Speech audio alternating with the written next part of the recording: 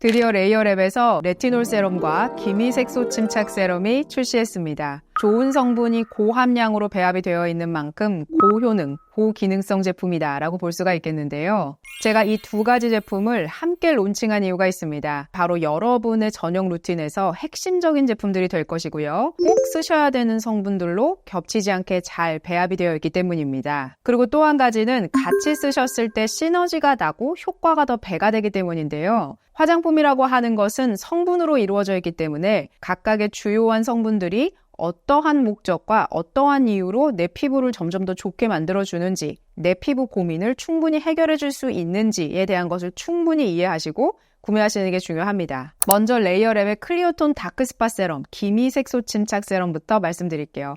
제가 이 제품을 먼저 말씀드리는 이유는 첫 단계에 쓰시거나 아니면 토너 바로 다음에 쓰셔야 되기 때문입니다. 이 제품의 주요 성분은 7가지인데요.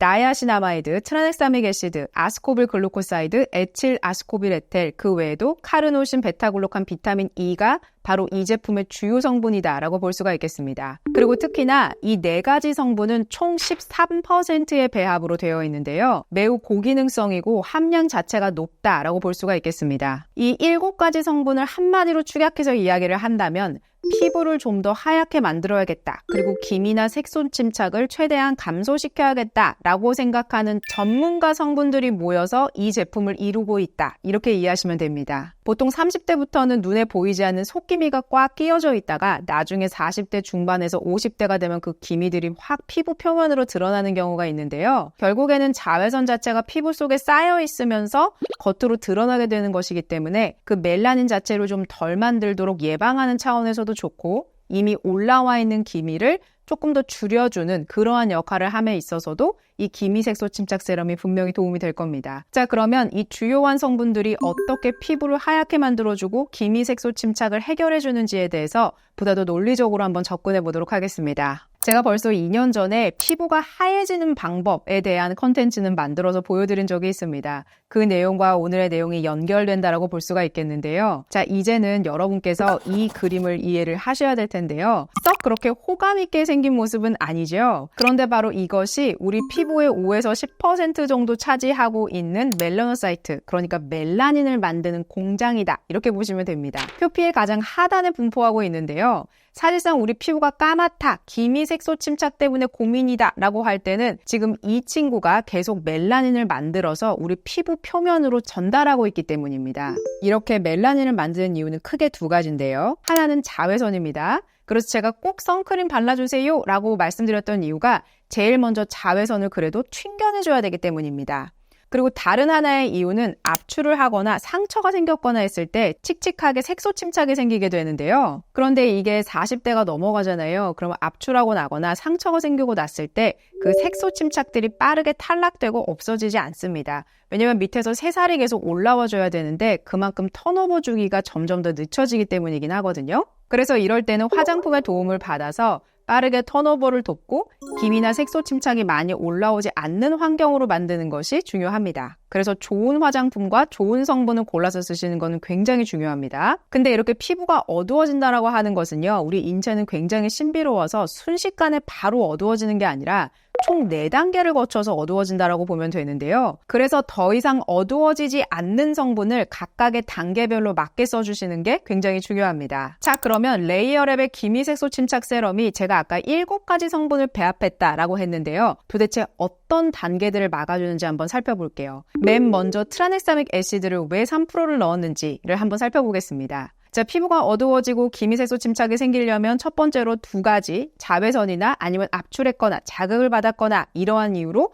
멜라노사이트를 자극했기 때문입니다. 그러니까 멜라닌 만드는 공장이 탁 신호를 받으니까 나 이제 멜라닌 만들어야겠다 이렇게 생각을 하는 것이죠. 그런데 여기서 트라넥사믹 애시드가 해주는 역할은 무엇이냐면 맨 처음에 자극받았을 때 멜라닌을 만들자라고 하는 그 신호 자체를 미미하게 만들어준다는 겁니다. 만약 트라넥사믹 애시드를 쓰지 않았다면 신호가 그대로 전달돼서 멜라닌을 굉장히 왕성하게 만들고 있었겠지요. 그런데 트라넥사믹 애시드를 씀으로 인해서 그렇게 신호가 약해지다 보니까 이 멜라닌 공장 자체가 풀가동하기는 좀 어렵겠구나 이렇게 이해하시면 됩니다. 신호는 강하게 넘어가지 않았지만 그럼에도 불구하고 우리 피부 속에서 멜라닌을 만들려고 합니다. 그럴 때 멜라노사이트, 그러니까 멜라닌 공장에서 하는 다음 단계는요.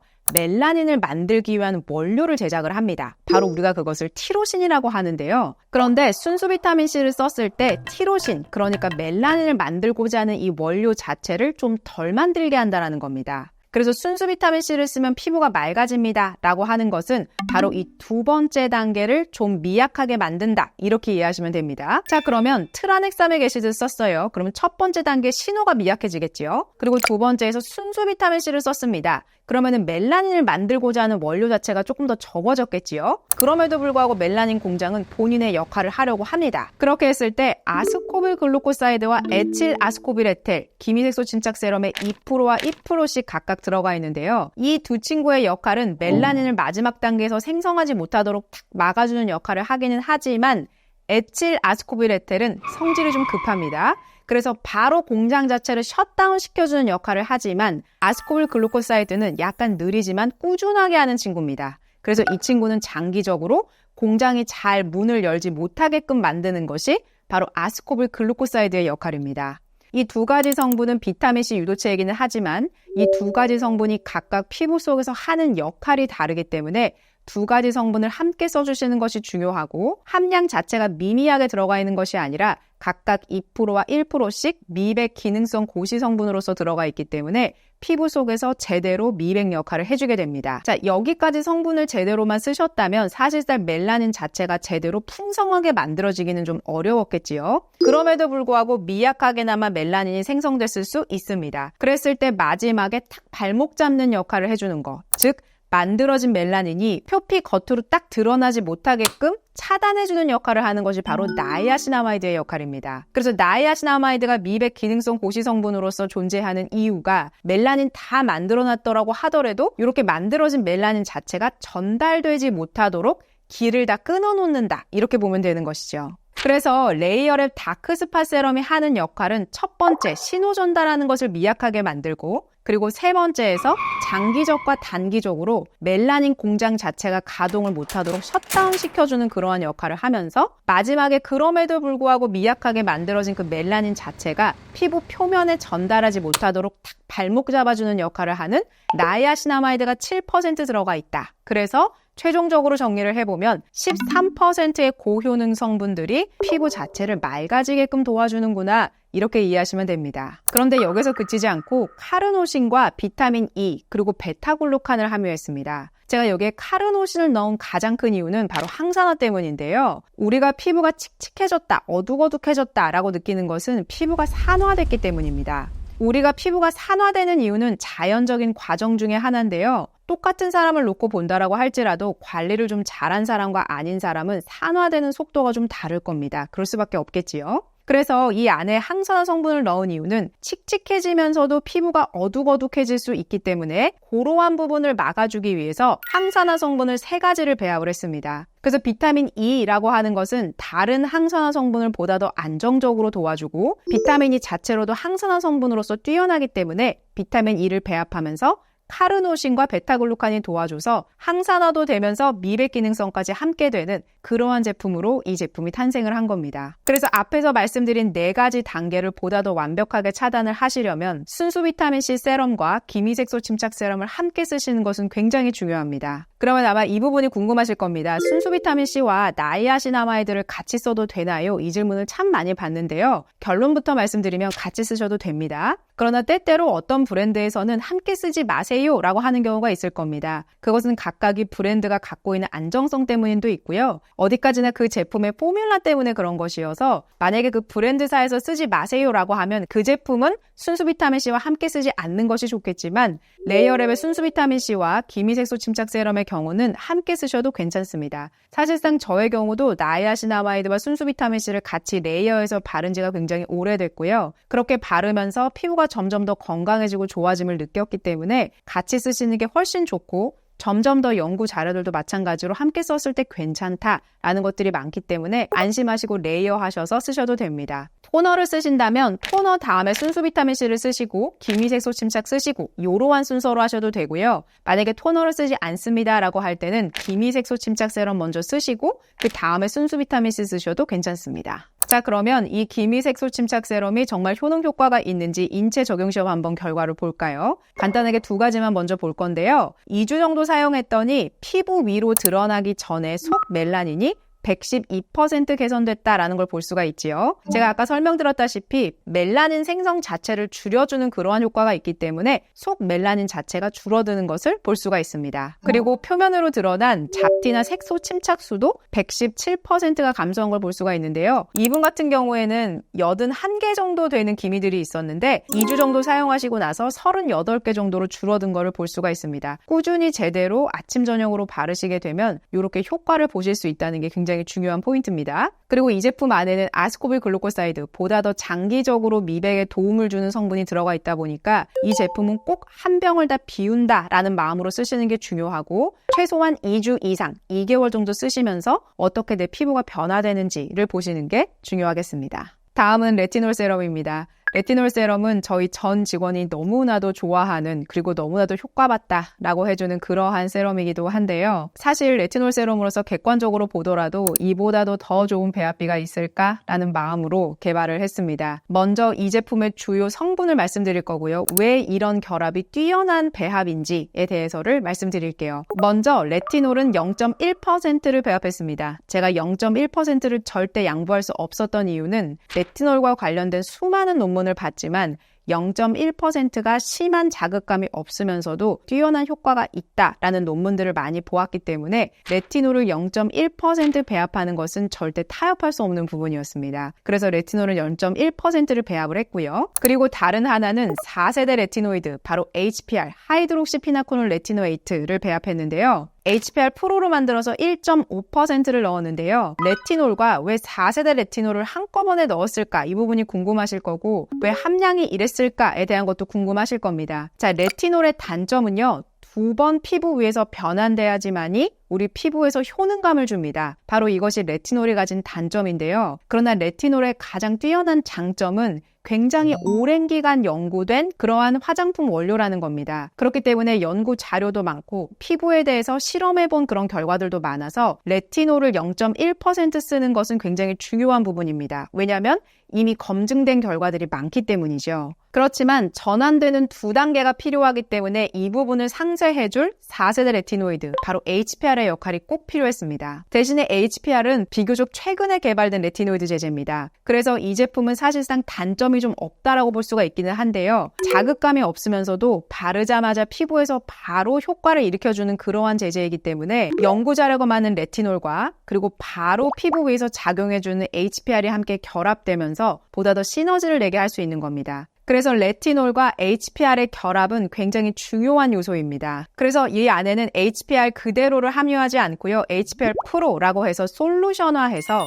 보다 더 피부 속에서 안정적으로 작용하면서 자극감은 없도록 개발되어진 그러한 HPR 제제를 함유를 했고요. 바로 그 함량이 1.5%입니다. 그리고 레티놀 0.1%와 결합돼서 보다 더 효능감 있게 이 제품을 사용해 보실 수 있습니다. 그리고 여기에다가 제가 앞서서 말씀드린 펩타이드가 들어가 있는데요. 이 8종의 펩타이드는 주름 펩타이드, 미백 펩타이드, 신호전달 펩타이드로 나뉘어져 있어서 각각 이 펩타이드가 하는 역할이 있고 그리고 펩타이드는 원료로서 1%를 솔루션화해서 넣어서 주름 펩타이드로서 세포에다가 신호를 보내서 주름을 좀 더 덜 생성할 수밖에 없게끔 만드는 그러한 펩타이드를 결합을 했고요. 그리고 펩타이드를 넣는 가장 중요한 이유는 세포에다가 신호를 보내주기 위해서입니다. 그래서 그러한 역할을 해주는 펩타이드도 결합을 했고요. 그리고 미백 펩타이드라고 하는 노나 펩타이드도 함께 결합해서 이 다양한 펩타이드의 결합이 레티노이드 제제와 함께 결합이 되면서 훨씬 더 시너지를 주는 그러한 제품으로 탄생을 했습니다. 정말 이 제품은 사용해보시면 정말 차원이 다르다라는 느낌을 분명히 받으실 텐데요. 자, 그럼 기미색소 침착 세럼과 레티놀을 왜 같이 쓰면 좋을까요? 그리고 왜 이 제품은 저녁에 쓰면 또 더 좋을까요? 자, 레티놀이라고 하는 것은 가능한 저녁에 쓰시는 것을 꼭 권장을 드리는데 왜냐면 빛에 굉장히 약하기 때문입니다. 그래서 태양을 받게 되면 레티놀 제제 자체가 제대로 효능감 있게 밤늦게 쓰시기가 어렵기 때문에 저녁 때 쓰시는 것을 추천드리고요. 그리고 앞서서 소개한 기미색소 침착 세럼과 레티놀을 함께 쓰시게 되면 앞에서 4단계를 잘 기미색소 침착 세럼이 차단을 해줬지요. 그런데 마지막에 레티놀이 해주는 역할은 피부의 턴오버를 좀 더 빠르게 해서 피부 표면에 드러나 있는 그런 기미들을 빠르게 탈락할 수 있도록 도움을 줍니다. 그렇기 때문에 레티놀을 꾸준히 쓴다라고 하는 것은 누가 봐도 피부가 봤을 때 저 사람 피부 참 맑다, 깨끗하다 라고 유지해주는데 굉장히 중요한 역할을 하는 것이 바로 레티놀이다 라고 할 수 있는 겁니다. 색소 침착이라고 하는 것은 생기자마자 뭔가 조치를 취해주셔야지 그냥 두면 둘수록 더 오랫동안 지속될 수밖에 없다는 거. 그래서 매일 아침 저녁에 나한테 필요한 성분을 꾸준히 발라주시는 것이 맑은 피부, 깨끗한 피부, 내가 만날 수 있는 가장 최상의 피부를 만날 수 있는 가장 빠른 길이다 라고 볼 수가 있겠습니다. 기존에 제가 소개했던 제품들 중에는 레티놀이 0.1%가 함유되어 있더라도 HPR 함량 자체가 너무 극미량이어서 아마도 대외비다 라고 하는 것들이 많았을 겁니다. 근데 HPR 함량 자체가 제대로 들어가 있기 때문에 레티놀의 장점과 HPR의 장점을 함께 느껴보실 수 있을 거고요. 그리고 HPR 함량이 높게 들어가 있다라고 할지라도 레티놀이 굉장히 미미하게 들어가 있는 경우가 많아서 저희 제품의 장점이다 라고 하는 것은 2가지 성분이 충분한 함량으로 잘 배합되어 있다. 거기에 펩타이드까지 함께 결합되어 있어서 안티에이징의 최종 병기다 라고 해도 과언이 아닐 겁니다. 그리고 이 제품은 꾸준히 0.1%의 레티놀을 써오신 분들께는 훨씬 더 효능감 있게 잘 써보실 수 있을 거고요. 레티놀을 처음 써본다 라고 할 때는 이 제품을 처음에는 이틀에 한 번꼴로 사용하시는 게 좋고 아주 소량만 덜어서 턱 안 보이는 요 아래쪽 있지요. 여기에다가 먼저 테스트해보시고 나서 얼굴 전체에 발라주시는 게 좋겠습니다. 그리고 레티놀은 공기와의 차단이 참 중요한데요. 일부러 비싼 용기지만 에어리스에 담았습니다. 그래서 아래부터 공기가 밀어 올리면서 레티놀을 보다 더 효능감 있고 안정적으로 쓰실 수 있게끔 개발했다는 것도 꼭 확인해주세요. 이 제품의 각각의 제형은 기미색소 침착 세럼은 맑은 물 제형이지만 마지막에 살짝 광채감을 주는 그러한 제형입니다. 맑은 제형이어서 지성 피부나 여드름 피부가 쓰셔도 괜찮고 건성 피부가 첫 단계에서 레이어 하시기에도 편안하게 사용해 보실 수 있습니다. 레티놀 제형도 한번 말씀드릴게요. 자, 레티놀은 먼저 기미색소 침착 세럼을 쓰시고 나서 레티놀 세럼을 쓰시면 되는데요. 레티놀 세럼은 얇고 수분감 있게 만들었습니다. 첫 단계에 쓰셔도 괜찮고 토너 바로 다음에 쓰셔도 괜찮습니다. 그래서 얇게 펴발려지는 그러한 제형이어서 끈적거림 없이 싹 스며드는 그러한 제형의 레티놀 세럼이다 라고 보시면 되겠습니다. 기미색소 침착 세럼과 함께 쓰실 때는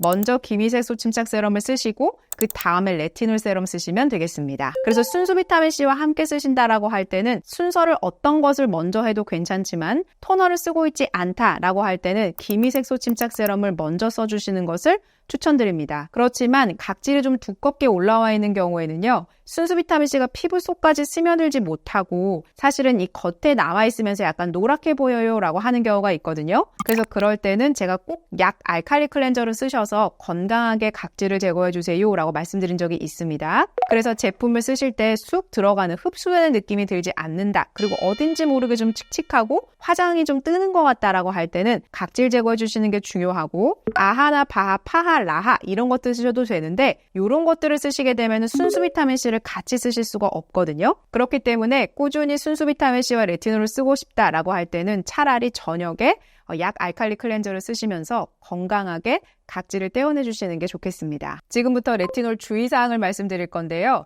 3가지를 말씀드릴 텐데 이 부분이 어떻게 보면 가장 중요한 부분이 될 수 있겠습니다. 첫 번째는요. 레이어랩 레티놀 세럼은 고효능인 만큼 함량도 좀 높은 편이죠. 그래서 실제로 액티브 함량으로는 레티놀이 0.1%, HPR이 0.1% 이렇게 들어가 있습니다. 그래서 평소에 레티놀을 0.1%를 잘 써오고 있었다라고 하시는 분들께서는 이 레티놀을 쓰셔도 큰 무리는 없겠지만 처음에 쓰실 때는 너무 두껍게 바르지 마시고 얇게 한 번 정도 펌핑해서 얼굴 전체에 발라본 다음에 그 다음날 피부가 어떤지 좀 살펴보시고 다음날은 한번 건너뛰고 이틀에 한 번 정도로 레티놀을 써보시면서 피부 변화를 보시는 게 훨씬 더 좋습니다. 두 번째는 레티놀의 입문자이거나 굉장히 저함량을 써오셨던 분들에 대한 이야기입니다. 이분들은 0.015% 정도를 써도 피부에 이제는 큰 변화가 없는 것 같다 그런 생각이 드셨다면 이제는 함량을 좀 높일 때가 됐는데요. 0.1%로 올라오셔도 되기는 하는데 방법이 있습니다. 평소에 잘 쓰고 계시는 보습크림에 레이어랩 레티놀 세럼을 한 반번 정도 펌핑을 합니다.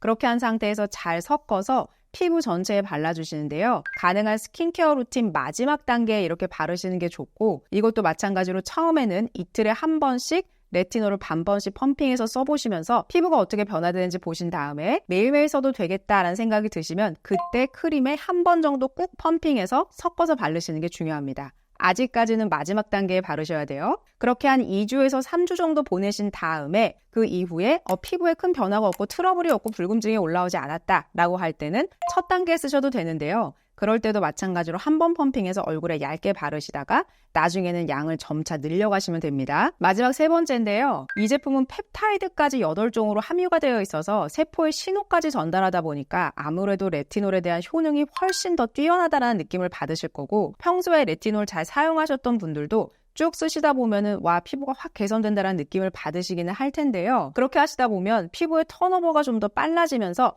각질이 확 드러나는 날이 있을 겁니다. 그리고 좀 각질의 껍질들이 좀 벗겨지는 것 같은데 이런 느낌이 드는 날이 있을 수 있거든요. 그리고 또한 그럴 때 약 알칼리 클렌저를 쓰시게 되면 막 각질이 줄줄줄 벗겨지는 날이 있을 겁니다. 그럼 그럴 땐 너무 당황하지 마시고, 그런 날은 이미 턴오버가 잘 진행되고 있는 상황이기 때문에 굳이 레티놀을 더 추가시켜서 피부를 더 민감하게 만들 필요는 없습니다. 왜냐하면 지금 상태로도 이 각질들이 잘 떨어져 나가면 피부가 좀 맑고 깨끗해질 거기 때문에 그럴 때는 하루 이틀 정도 쉬셨다가 레티놀을 쓰시는 게 중요합니다. 그래서 레티놀을 제대로 잘 활용을 하시려면 내가 언제 발라야 되는지, 내가 언제 좀 빠져야 되는지를 아는, 낄끼 빠빠를 좀 아는 그렇게 레티놀을 쓰는 날 쓰지 않는 날을 잘 조절하면서 쓰셔야 레티놀을 내 마음대로 자유자재로 활용을 하면서 제대로 이용해서 내 피부를 최상급의 상태로 만든다, 이렇게 보시면 되겠습니다. 제가 이번 주 수요일에 추가적인 영상을 만들어서 저의 오전과 오후의 루틴을 굉장히 디테일하게 말씀을 드릴 거고요. 오늘 설명드린 것보다 훨씬 더 디테일한 내용들을 설명을 드릴 거고, 어떤 제품들과 결합해서 쓰시면 좋은지에 대한 것도 말씀을 드릴 겁니다. 저는 사실 20대부터 화장품에 관심이 많아서 그때부터 저는 성분을 꼼꼼하게 챙겨가면서 발랐는데요. 그래서 제가 지금 40대 중반쯤이 돼도 보기에 그렇게 썩 나쁘진 않은데 정도는 그래도 된 것 같습니다. 왜냐면 제가 제 스스로를 봤을 때 이 정도 피부면 괜찮아 라고 저도 생각은 하거든요. 20대가 보시든 30대가 보시든 40대 이상, 저보다 훨씬 더 나이가 많으신 어르신들이 보고 계신다고 할지라도 늦지 않았습니다. 지금부터 잘 관리하시면 지금 상태보다 더 예쁘게 내 자신을 가꿀 수가 있거든요. 그리고 내가 그 관리하는 과정 속에서 있는 그 행복감이 있습니다. 소소한 행복들이 있어요. 내가 이것도 바르고 저것도 챙겨 바르고, 그렇게 하시면서 더 자존감도 높아지고 더 아름다워지고, 그러한 소소한 행복들이 가득한 하루하루가 되셨으면 좋겠습니다. 저는 제품 개발하는데 온 힘을 다해서 최선을 다할 거고요. 모든 제품에 있어서 이보다도 더 잘할 수 없겠다 라고 생각할 만큼 최선을 다해서 제품 개발할 수 있도록 하겠습니다. 오늘도 도움이 되셨다면 구독과 좋아요, 알림 설정까지 부탁드릴게요. 고맙습니다.